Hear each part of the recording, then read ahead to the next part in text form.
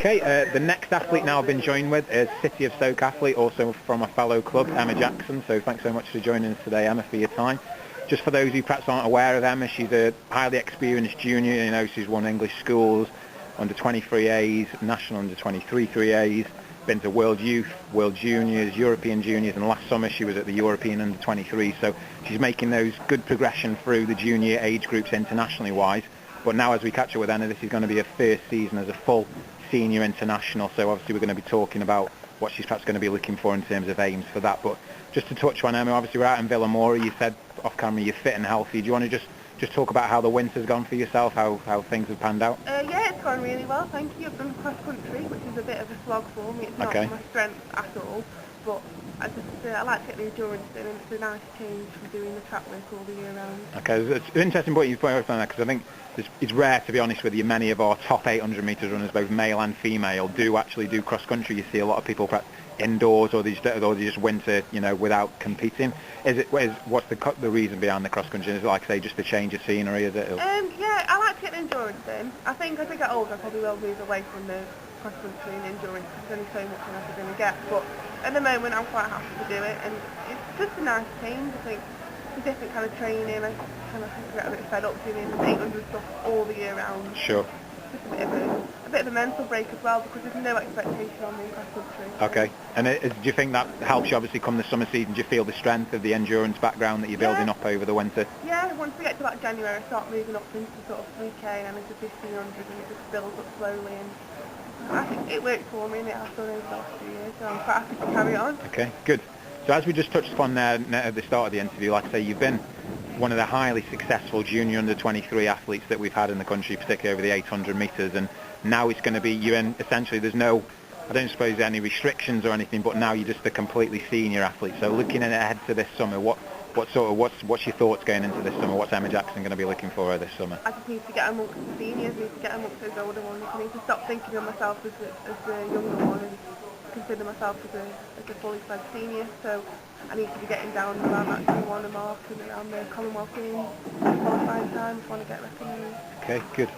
I think one of the interesting points for yourself is that the women's 800 metre in Britain, obviously we had the Kelly Holmes boom of the 2004, and that's, regardless of not just 800 metre runners, I think British women's endurance full stop's benefited a huge amount from that. But in particularly this summer, I think it's hugely exciting, the amount of depth that we've got in the women's events. Obviously, it's the gift and the curse. I'm pretty sure you prefer, you know, if there was just Emma Jackson and you could be there alone. But what's your thoughts on, obviously the success of Jenny Meadows, who's shown you girls that, you know, no disrespect to Kelly Holmes, but it was particularly for yourself, it was when you were younger and you were sort of more of an idol, whereas now you've got a fellow competitor who's shown that on the world stage that British girls can be competitive. And then also it's not just Jenny, it's, you know, the Marilyn Acaros, Gemma Simpson, youngsters like yourself such as Alison Leonard, Charlotte Best. What's your thoughts on obviously getting stuck in amongst them and winning some of those international places? Well, I think it could be a bit of a curse because there's so many, but it helps you keep pushing all the time. You can't back off for a moment, you can't think, oh, I'm number one, so I'm going to... That's it. You have to keep pushing all the time because there's always someone, either someone there already or some youngster coming up from the under 20s. There's always people around. And as for Jenny, I'm so proud of what she did in the world, and I just aspire to be. Does that, as I would say, does it inspire you? Not that I'm pretty sure. I know you've been competitive on the international scene as a junior under 23, but does it make that bit more tangible? The fact that, you know, someone you've competed against who's shown you the way, and think, oh yeah, well I can do something like that. Pretty sure. Is that what the thinking is? Especially because I've always kind of seen Jenny, because Emma Ward, I used to train with, she was around the same time as Jenny, so I've kind of seen how she's progressed alongside Emma. And Jenny she wasn't up there all the time when she was junior. She just progressed really slowly, and she's had a few knockbacks in UKA. She's had hard times, and she's nearly been kicked off funding and all sorts. And then, you know, she's come through it, and she showed everyone that what she can do. And she's got herself a bronze medal. Okay, good.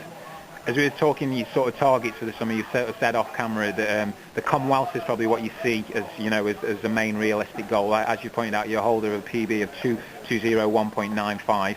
It's 2:1 as the standard, but as I said there, there's sort of Jenny Meadows, Gemma Simpson, Marilyn Acaros. What's your attitude going into thinking there's perhaps 3 spots there to gain?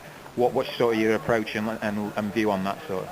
Well, obviously I need to get myself down at the 2:1 mark, getting the time, and then not to sound negative, but I was kind of hoping that they might do the Europeans and not the Okay. Commonwealth, and there might be a couple of extra spots going for the younger ones if they decided not to do it. Sure. And then instead I need to be competitive and meet the seniors and get myself a spot. But I suppose it's like I say, it's nothing that you're daunted by now. You think obviously the progression that you've gone through, that you feel ready to compete at this level and move into and make an impact on the international senior scene. Yeah, I think a Commonwealth as well would be a great starting point because it's kind of, it's not like the best competition. It's not like going straight to a world champs or anything, but it's a really good stepping stone towards those major championships as you get older. Good.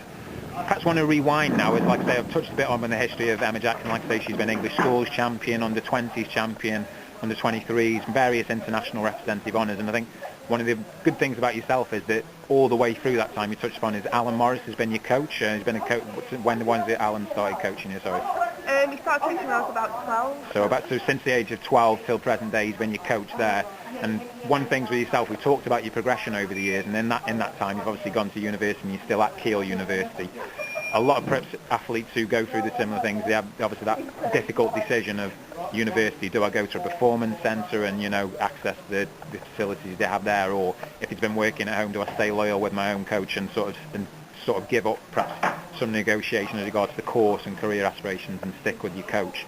That's something you've done. Like I say, no disrespect to obviously you said about the course at Keele.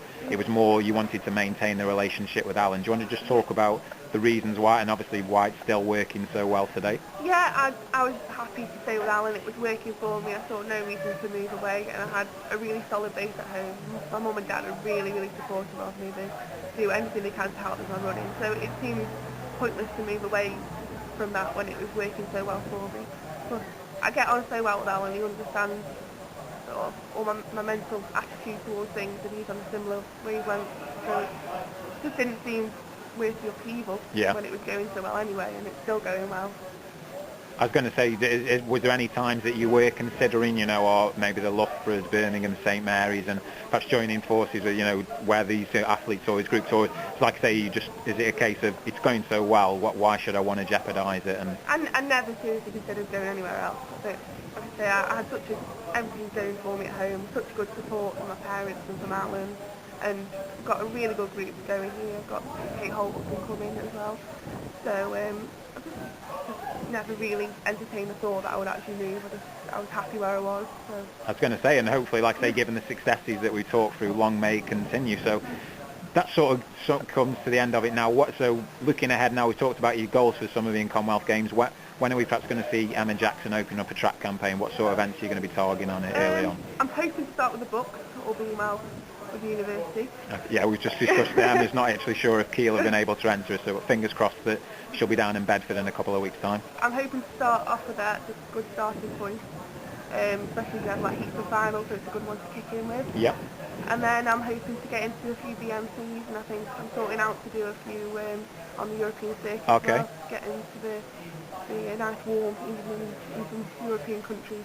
I was going to say, and it's the time's 2-1 dead, is it? Sorry, so Yeah. And you're feeling like obviously you're going to go international, so you think going internationally will be a good chance to get that time for yourself? Yeah, I did for the first time at the end of last season. I went to Italy for an international race, and I really enjoyed it. And I managed to run 2:2, and I didn't have a particularly brilliant race tactically or anything. I still managed to pull out a 2:2, and I know that I can run a lot faster than that. Okay, good. Perhaps just one thing to find, just bridge upon, and like I say, how important do you think is it in terms of your development? And like I say, I suppose if they did have a template for athlete development, it would be something similar to yours, where you started off English schools, then you progressed to national titles.